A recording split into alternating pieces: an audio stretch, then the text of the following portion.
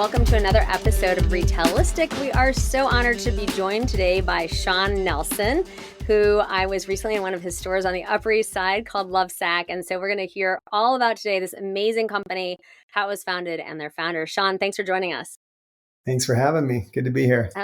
Absolutely. So take a big, giant step back in terms of when you kind of came up with this idea around Lovesac.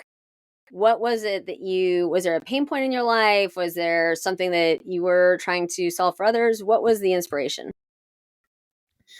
Look, I was just an 18-year-old kid on my parents' couch watching The Price is Right, I think. And I had this dumb idea to make a giant bean bag that would like fill the floor, like from me to the TV. And being rather impulsive and weird, I got off the couch, drove down to Joann Fabrics, bought whatever vinyl, because that's what you make beanbags out of, right? They had on sale, brought it home, cut it out into 2 figure eights, began trying to sew it up on my mom's sewing machine, jammed it. My girlfriend's mom finished sewing the first sack on my behalf, put a zipper in it so we could stuff it. It took like 3 weeks of chopping up old blankets and camping mattresses, because I tried to buy beanbag beads, but like, come on, like I would have depleted like the national supply.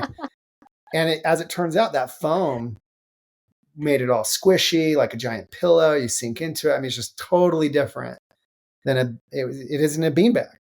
And as it turns out, it became a Lovesac 3 years later, when my neighbors who had seen me drive up and down the street with this thing, taking it camping, taking it everywhere in the back of a truck, convinced me to make them one for their kids for, Christmas. And I needed a name for a company. So this is now 1998.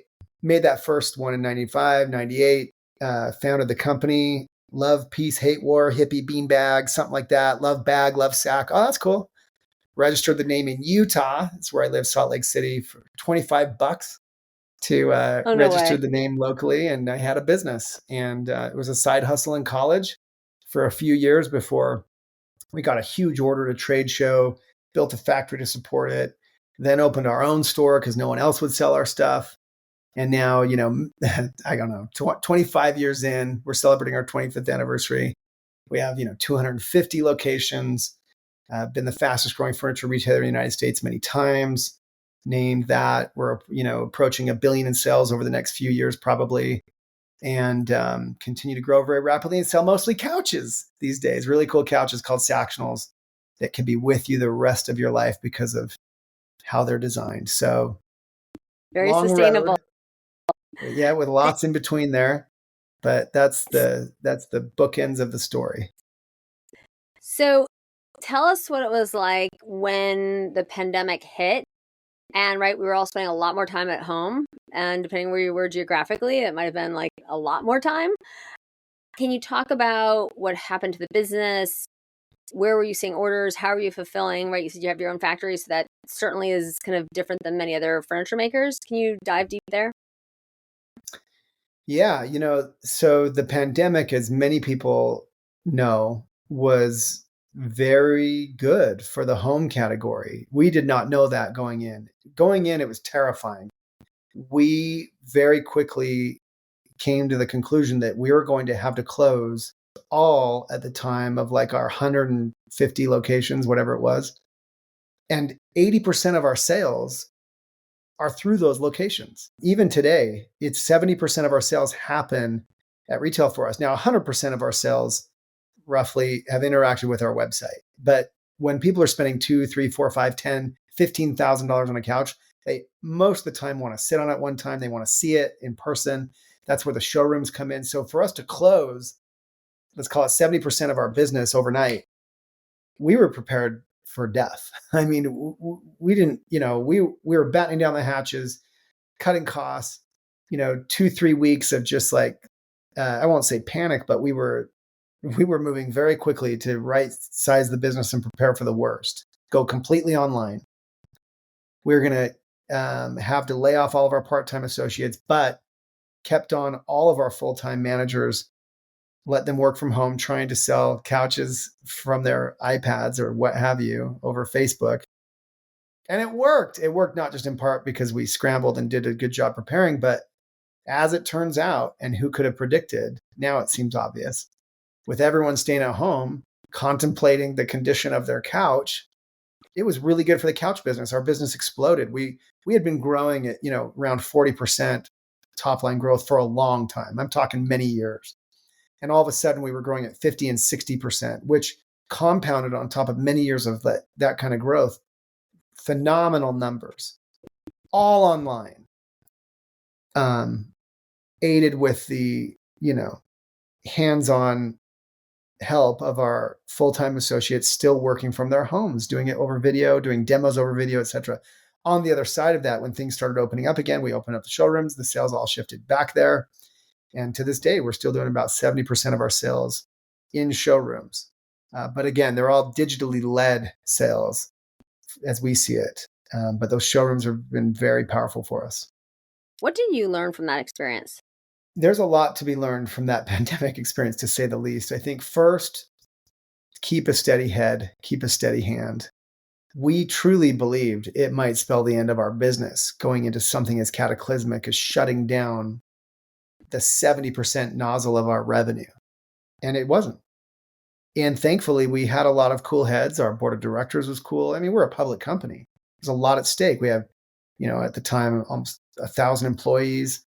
The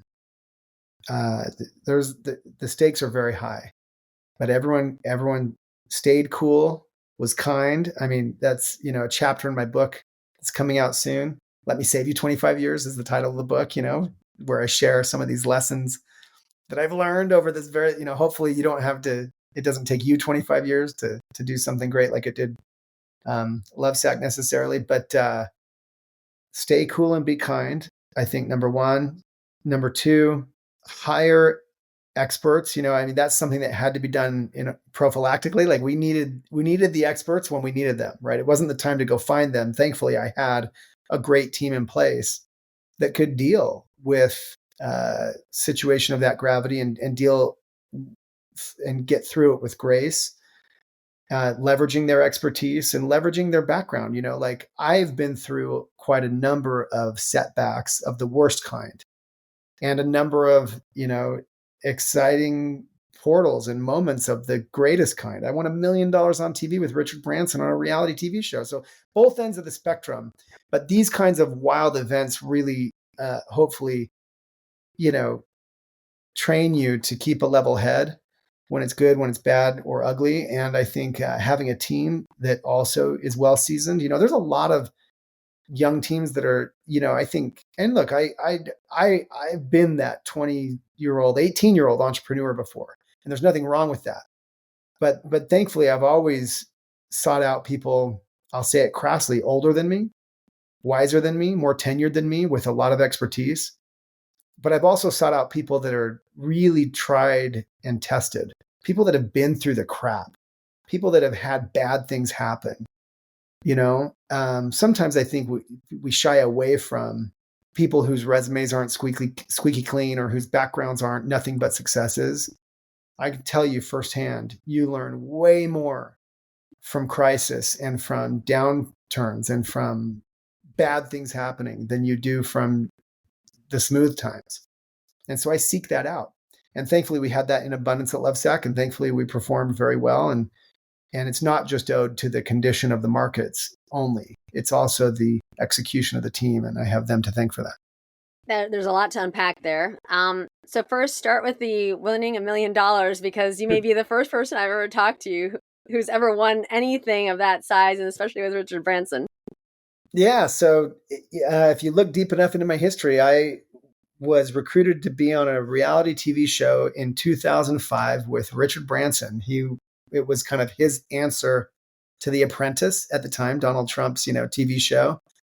And he just did it one time. And instead of having apprentices vying for the big prize, we didn't know what the prize was at the time, he had entrepreneurs on his show, as it turns out, vying to become president of Virgin Worldwide, which I was for a time when I won, and $1 million, which at that time was the biggest prize in reality TV history.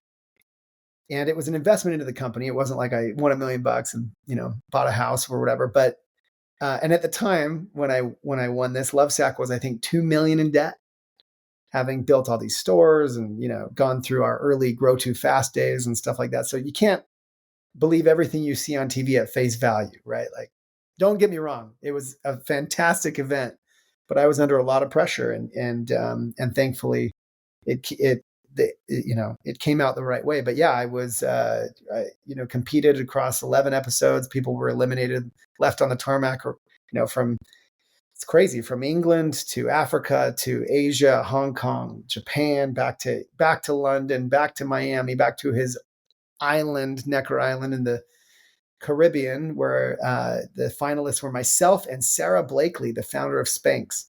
And believe it or not, we joke, I won the show, she won in real life, but uh, she's a great friend, and we continue to be friends. And Branson continues to be a mentor and a friend, and was an investor for a long time as we navigated our business through venture capital, private equity, eventually now public markets. We've been through it all.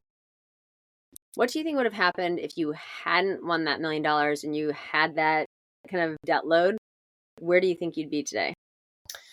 Well, I don't know that it would have been so different. And here's what I mean by that. I don't look fate in the face for a second. I am nothing but grateful for that opportunity and that crazy turn of fate. But shortly thereafter, we raised money through venture capital, and their first move was to bankrupt my company, take it through a full Chapter 11 reorg, start over, purge the system of all of our bad leases, poor performing franchisees at the time, buy back, get out of the franchise business, start over, relocate my company from Utah to Connecticut, just outside of New York City, where I lived for 10 years. All 4 of my children were born in Fairfield County as we rebuilt the business brick by brick, dollar by dollar through venture capital, made it healthy enough for private equity, pivoted again around 2015-16 to a direct consumer model focused on Sactionals, which we'd invented a long time before then, but it took us a long time to marry that product with a business model that really made it explode, and then take the company public in 2018. And so I think either way, Lovesac probably would have had to go through that very embarrassing, made more embarrassing because I just won $1 million on TV. I was Richard Branson's golden boy. And now I'm filing for Chapter 11. I mean, talk about humiliating. The worst of the worst. But this is what I'm saying. When you've been through crap like that, and you've not just had it happen, but navigated through it, we had to run the company. What a lot of people don't understand about a reorg is you have to run the company while it's under this crazy reorganization process, lawyers, attorneys, outside management, all kinds of things involved. And you're still putting on a smile, going in every day and selling stuff. As I'm going overnight, this is in the book, Let Me Save You 25 Years, where I talk about closing down stores I had just opened. I'm sawing cash wraps in half at midnight to get out of these locations. We have to be out, the next day, whatever, we're in breach of the lease at this point, blah, blah, blah. It's physically, mentally, emotionally exhausting. And meanwhile, the other locations have to keep selling, put a smile on their face, tell customers we're going to still be around, buy a couch that could be with you the rest of your life. I mean, talk about stress. But those are the, and then, 6 months, a year later, we emerge from that, and the story is the story, and we've grown and become everything we are. I don't hide from it because that's what's made us stronger for it as a business, me as an individual, my team, and frankly, our story. So it's been a wild ride. How did you, right, when Bed Bath & Beyond announced that they were closing stores, right, the consumer gets very anxious, right, because if they buy something, maybe the store isn't there, they can return it. They worry about customer service. How did you message, and how did you not only kind of message from inside, but outside as well? First of all, let me share an anecdote. My wife was trying to buy sheets from Bed Bath & Beyond like yesterday. And I'm trying to explain to her they're not there anymore. I think it's been their third time around, going through that. My point is, though, it's amazing. The American consumer is the most resilient animal, and people will buy sheets, buy couches. At the end of the day, If you're in business, there's business to be had. It's amazing how resilient it can be. Now, is it bad for the brand? Sure. Is it tough to navigate through? Sure. Do comms matter? How you present, how you're explaining it to your own people to then explain it to your customers, whatever you put out in the media website. The answer is you navigate the best you can, but you keep putting on your shoes and going to work and turning up the music and having a good time, even under duress. Even under duress, you have to put on a great face and try and give the customer what they want. And yeah, it makes it harder. Does it make it harder to sell someone, again, a couch with a lifetime guarantee when they're wondering if you're going to be around in a few years, if you're going to be around in a few months, let alone a few years? Of course it does. That's a terrifying prospect. But believe it or not, there were sales to be made and our revenue continued. And that's the way that we were able to exit that reorganization successfully and become who we are today. A publicly traded company on NASDAQ many years later, thriving, doing well, growing post-COVID when the whole category is down like 20%. Lovesac continues to put up the strongest growth in our entire category. I'm proud of that, but it's because of the resiliency that's been built in. And so how do you communicate that the best you can? You get the best people around you, best PR advice, best comms advice, and you just go to work and do the next thing. What do you attribute your growth kind of post-pandemic? Because this is a category that's really struggled, and we see it, we're in the middle of the second quarter earnings season, right? We see it continuing to struggle. What's the magic that's Lovesac, and how do your employees embody that and communicate that? Yeah, I mean, look, there are a number of strategic and tactical methods that we are actively employing to be very good at what we do, and the way that we advertise, the way we present our value prop, the way we present the product, both online, digitally, traditional media, TV ads, in showroom. It's all one big concert. Ultimately, trying to convince people that this is the best couch that they could possibly buy. And it is. It is the only couch you could have the rest of your life. Not just because it was built to do it, because that's half of the designed for life. That's our philosophy. That's half of the design for life ethos, built to last a lifetime, but because it's a couch system that was designed to evolve. You can wash the covers, change the covers, one piece at a time, swap in, swap out, upgrade as we launch things like Stealth Tech, our surround sound tech system seamlessly embedded in the couch. I set my phone on the arm of the couch I'm sitting in right now. It's charging wirelessly, invisibly. That's a cool invention. It's reverse compatible with the stuff we've made 7 years ago, 15 years ago. I have Sactionals in this home that are 15 years old, married with brand new Sactionals, mated with Stealth Tech. They're on probably their 10th set of covers. I'd have to peel off the covers and show you to see any difference. There's quite a big difference in the construction, but the overall, my point is this is a whole philosophy. So why are we doing so well? Because we have the best product in the marketplace, because we've invested years and years in designing it and refining it. And because we've got, I think, some of the strongest marketing in the marketplace. And when I say that, I'm not just talking about advertising, I'm talking about the whole package.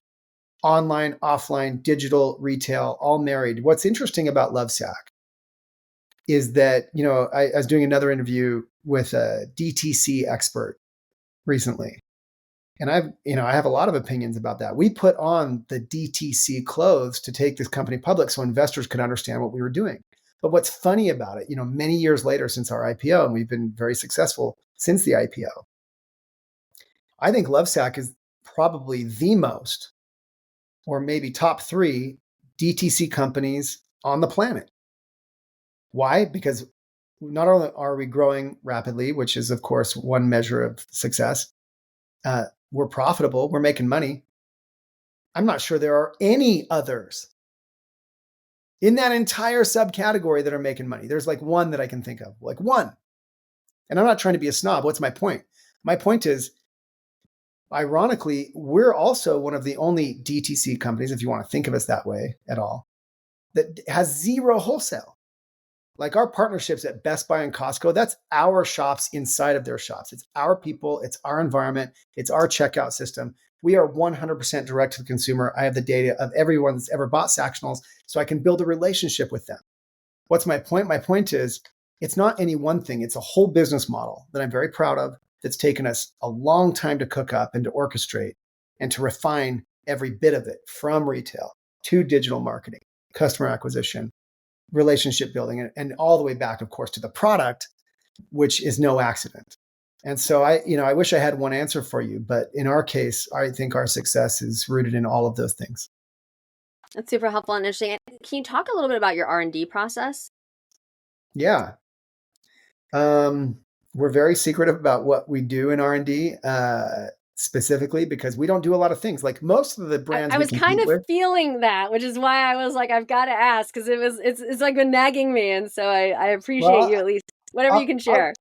I'll give you a little color on the process. That what we're working on, we're secretive because most of the companies we compete with are merchant-led organizations, and that's not a criticism.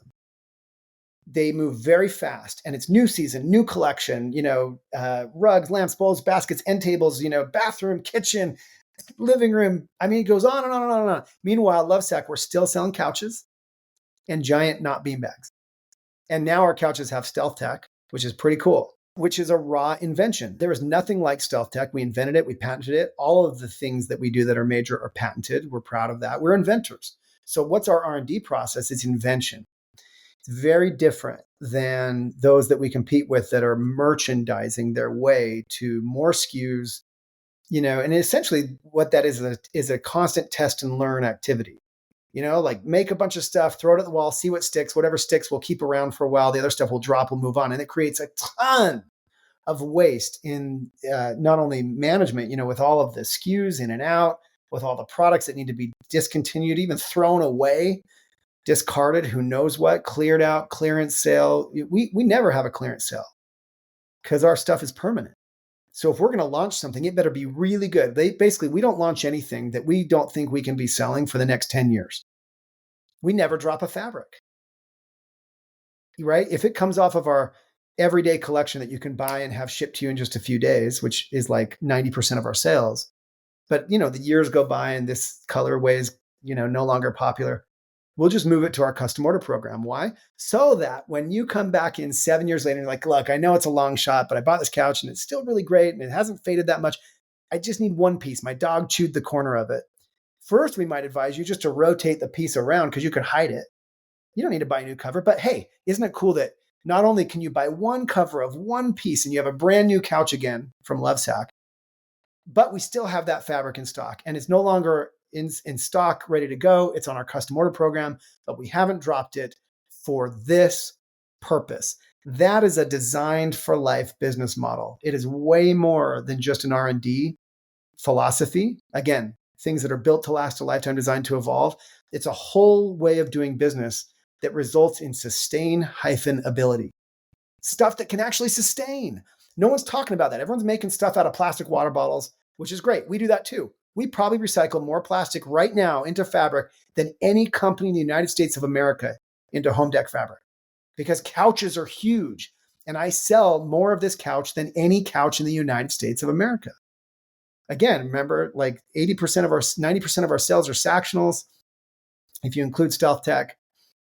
And we're up, last year we did 650 million in sales, mostly of that product. So you're talking about millions and millions of yards made of plastic water bottles. What's my point?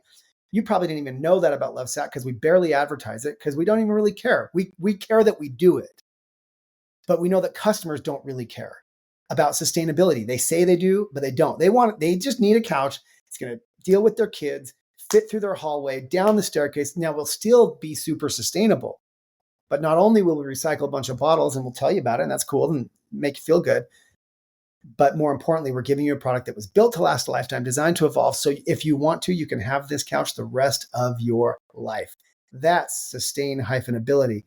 And it requires a whole business model married to it to support it. And that's the reason that I think Lovesac is so unique in the landscape and performing, again, so well, putting up huge growth while the whole category is negative.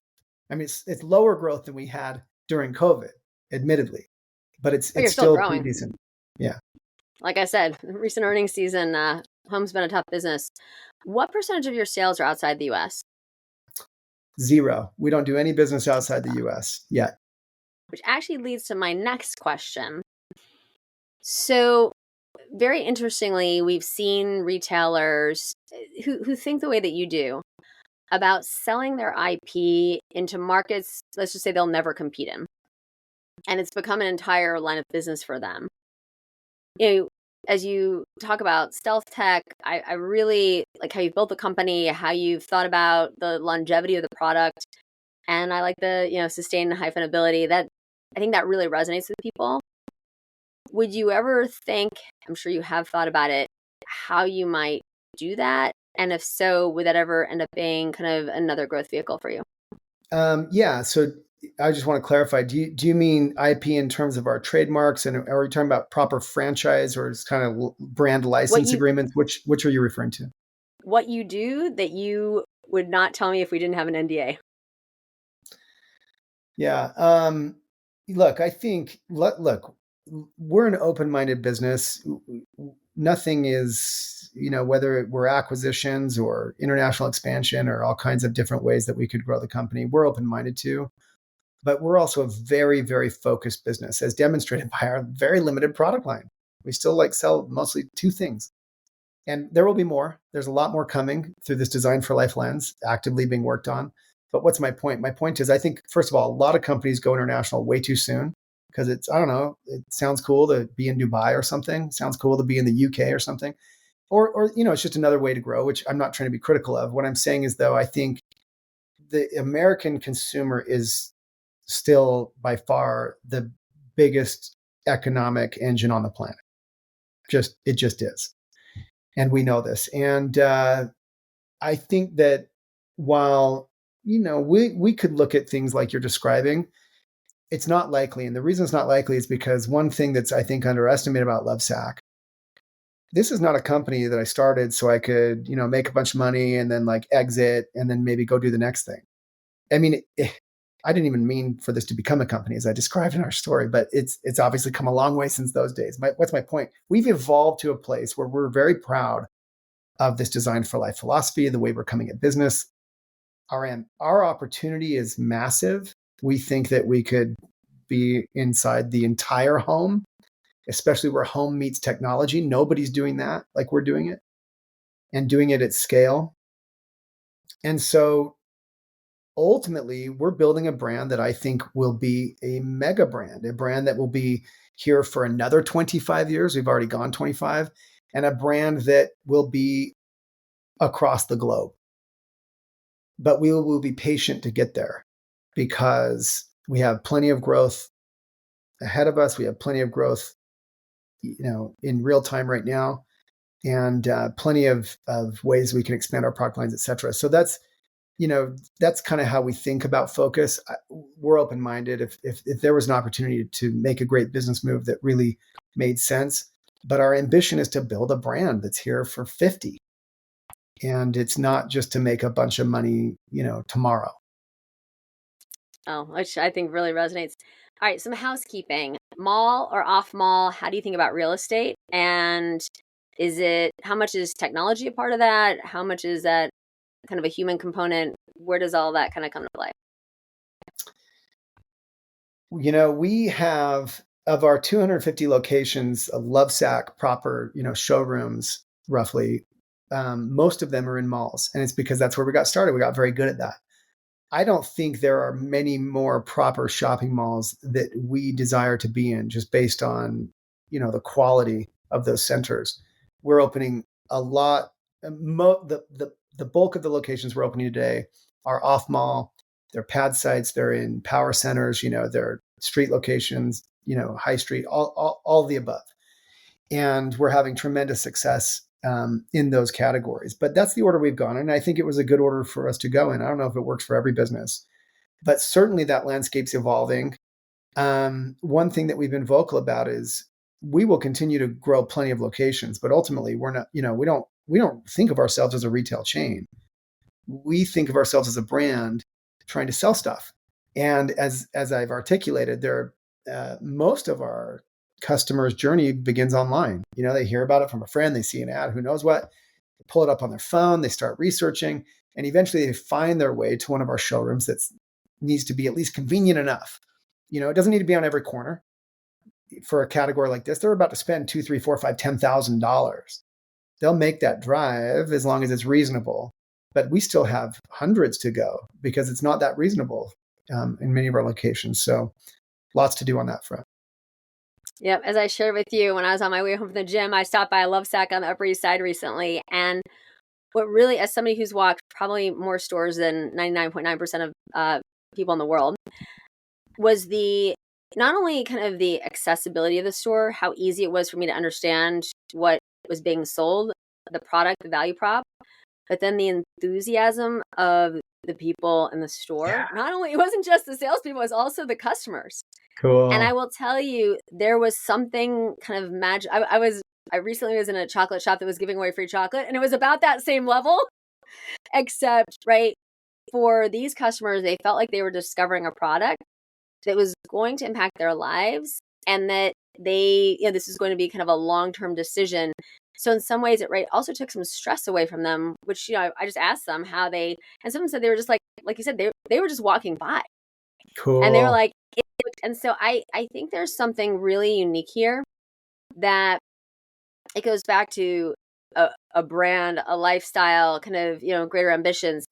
I mean, we can see all of that, which then leads me to, how do you approach marketing?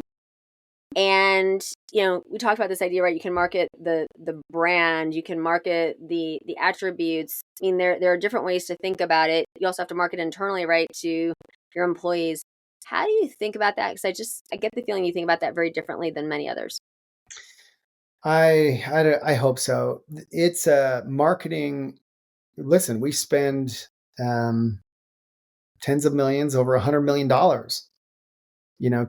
coming up on marketing. And so it's not a small piece of the pie for us, right? It's a big deal. It drives our business. It is the engine.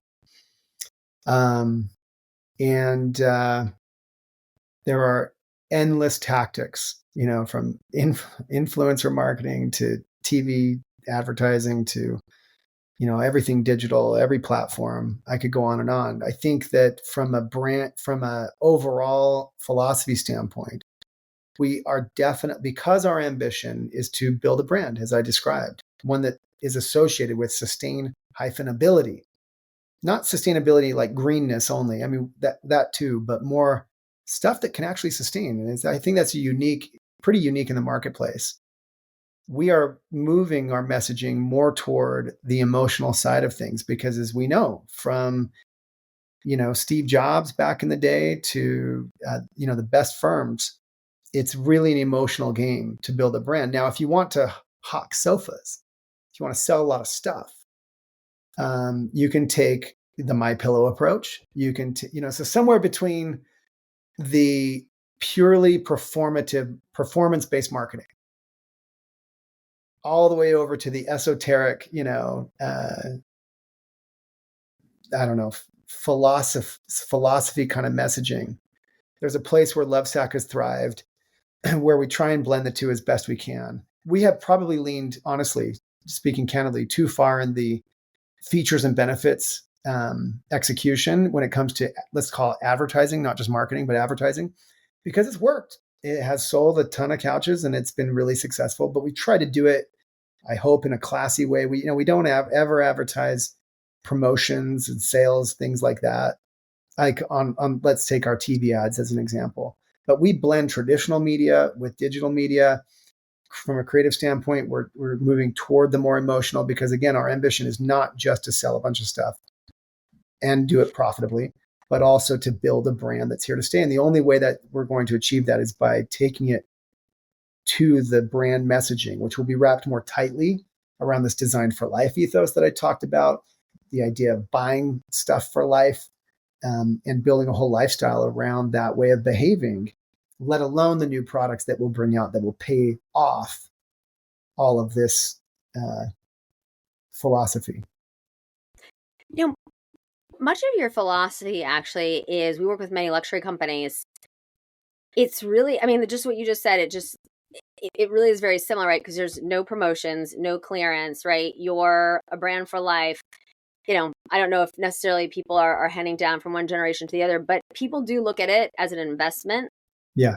It is really fascinating because in the minute you start to talk about, and I also like, right, I mean, you're not kind of comparing yourselves to others per se, but if you think about kind of when people buy mattresses, right, they expect a certain kind of experience, or couches or furniture, and this is very unique. And it's not only about relationship building. And the minute you talked about features and attributes, I mean, when you're buying a luxury product, you want to know the features and attributes because it's something you're going to have a long time, right? Yeah.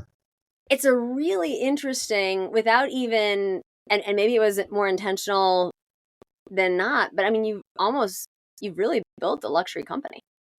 That's exactly right. And it's deceiving because our name is Lovesac and we start with giant bean bags and people, bean bags sound cheap. Ours are more than $1,000. Most of the celebrities in Hollywood, NFL players, MLB, NBA, they have our products in their homes, and those homes that are, let's say, too good, let's call it that, for a Lovesac sofa next to their couch, we're in their basement where their kids hang out and eat pizza and play Xbox and watch, really hang out, watch movies.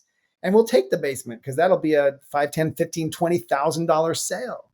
And that's fantastic. And you make sales like that out of an 800 square foot location that only employs like 5 people total. And that's a really sharp business model. And so, it's been a very powerful look. And I'm not trying to claim any genius for it. We've evolved into all of this, but it's become now very intentional. We are absolutely intentional about what we're doing. And I love that you picked up on that because most people, I think Lovesac is tragically underestimated because of like our weird come up, because we weren't just a, I don't know, private equity darling that raised $1 billion and burned through it. If I had lost more money, it'd probably be worth 4 times what we're worth right now on Wall Street. It's weird. Or if I were losing money more rapidly, but it doesn't matter. In the end, it will all, the value will shine through. But it is a weird kind of luxury brand because it's very down to earth. We're about babies, kids, pets, dogs, real life spills, furniture that could be with you the rest of the Now you look at our price tag, it's like, whoa, this couch is going to cost me 12 grand. That's not exactly cheap. We're more expensive than most of our competitors. We're only below the most luxury that people kind of think of when they think of more luxury furniture. But our stuff's really kind of meat and potatoes, down to earth, and that's okay. So I don't know what we are, but we're pretty successful doing what we do in the way that we do it. And we're just, at the end of the day, it's a democratizing product. We sell to middle America because it's a couch, and we're getting compared in those cases maybe to IKEA, maybe to couches that might cost a fraction of what ours do, but they choose ours because they can come to the conclusion that it's an investment. If this is something that really could be with me the rest of my life based on everything I've told you about the product, they come to that conclusion, they make that investment. Now on the other end, we sell to very, very high end clientele because, by the way, they're still human beings. And they're disappointed with their last couch that cost them even more and fell apart like a year or two later. It looked like crap. Just started looking schlubby. Sactionals, you could replace one cushion of one piece and the thing looks brand new again. But you can. If I challenge you, I barely met you, right? But if I don't know what couch you have a couch in your life, everyone does. And if I challenge you to get one back pillow or a cushion for it because your big fat dog is always sitting in the same corner and it's kind of destroyed one, could you? Where did you get it? Where did you buy it? What's the brand? What model is it? Do they still carry it? With Sactionals, that's a click away. It's funny you brought the dog who like projectile vomited all over our couch. And There you go. we brought somebody in and they're like, yeah, this actually really can't be cleaned. Oh my gosh, see? We've literally been dealing, I can't even believe you said that because we've literally been dealing with exactly that. And It's if you had actually very funny. Sactionals, I know. the worst case, it's like, look, let's just start over. New covers across, right? Or by the way, just the 2 or 3 that the projectiles made it to. But you can, let alone, by the way, you could have just thrown it in the washing machine in real time and it would have been perfect. And so here's the thing, once you live with our stuff, it ruins you. Not just because like, man, like I didn't expect the projectile thing, but it happened and it washed up great. Okay, so now you're a customer for life. Well, what else can I get from you? I would love it if the other stuff in my life didn't disintegrate right in front of me and make me replace it every year or 2. That sounds pretty cool. That is our brand. Things that are built to last a lifetime and can evolve with you as your life changes, your taste change, your aesthetics change. We just launched the angled side, which now gives a whole new aesthetic to Sactionals, gives it a whole new profile, and opens the aperture. If people didn't like Sactionals before because it just wasn't their style, too blocky, too modern, whatever it was, well, we might get them with the angled side. And the best part is, even if they bought their couches, 7 years ago and succumbed, they didn't even like the profile. They bought it because it was projectile vomit proof. Well, now they can have a different profile if they want. It's all reverse compatible. And eventually we're going to trade them in for you. We're going to come to your house and do it for you if you want. We'll recover them for you, or you can do it yourself. You can opt in, opt out, subscribe, upgrade. I mean, all these services are coming, and services will be a big realm for us. So, and look, again, all of this has evolved over time as we've embraced these unique attributes of the product and slowly married the marketing, as you said, the branding to suit. And so, yeah, we're building some weird quasi luxury, but down to earth brand that I believe will be here for another 25 and maybe even 25 beyond that. I'm insanely proud of that. Having started this as a side hustle in college that I contemplated, shuttering 100 times along the way. Now that just I'm gonna leave it there, and I usually kind of like run through a few key points that I picked up. So this idea around design for life, I've never heard anyone talk about sustainability. I love it. This idea that you're building this mega brand, and that the Richard Branson story and kind of the impact that had, and what you learned from that. And you talked about people as being key. And what I really liked, it wasn't going out and necessarily going to every Ivy League school and kind of paying the highest ticket. It was this idea around scrappy people, which has always actually been a philosophy of mine.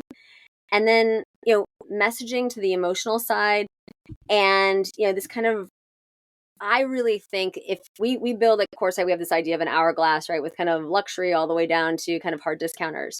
And I would kind of put the brand as like accessible luxury, right? Because you talk about, but I actually think that that's very important, because from, a Wall Street perspective, that is a pretty thin area. And in kind of good times and bad, consumers always want to aspire to more. And so I think you have a really long runway. What you've built in 25 years is truly amazing. And I want to wish you the best of luck. And thanks for joining us today. This is truly amazing. Thanks for having me. It's great. And look forward to seeing where it goes from here. I can't wait. All right, everyone, we're going to have a link to learn more about Lovesac. And please subscribe on your podcast channel of choice. I look forward to talking to you next week. Thanks so much.